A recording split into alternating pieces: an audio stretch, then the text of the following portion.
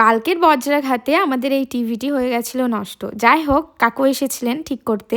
আর আজকের দিনটি আগে থেকেই পূর্ব পরিকল্পিত ছিল যে আমার বান্ধবীর বাড়িতে আমার বর জামাই আদরে নেমন্তন্ন খেতে যাবে। তো সেই জন্য আমরা বেরিয়েও পড়েছিলাম, কিন্তু টিভি কাকুকে আমি এই যে সকালের ব্রেকফাস্ট যেটা বানিয়েছিলাম সেটা দিয়েছিলাম, আর তিনি খুব নামও করেছিলেন যে ভালো টেস্ট হয়েছে। সকালে সব কাজকর্ম শেষ করে হিয়ার জন্য এই লাল ড্রেসটা চুজ করলাম, আর আমি এই পিঙ্ক ড্রেসটা, তাই আমি রেডি হয়ে নিলাম আর হিয়াকেও রেডি করে ফেললাম। আর হিয়ার ব্রেকফাস্টে টাইম হয়ে গেছিলো, তাই ভাবলাম ওকে খাওয়া দাওয়া করিয়ে তারপর আমরা যাব। তো আমার বরও রেডি হয়ে গেছে আর আমিও এই যে ফাইনালি রেডি হয়ে গেছি। আর আমার বেবি গাড়িতে চাপার সঙ্গে সঙ্গেই তো হ্যাপি হয়ে যায়, যতই ওর মুড সকাল থেকে অফ থাকুক না কেন।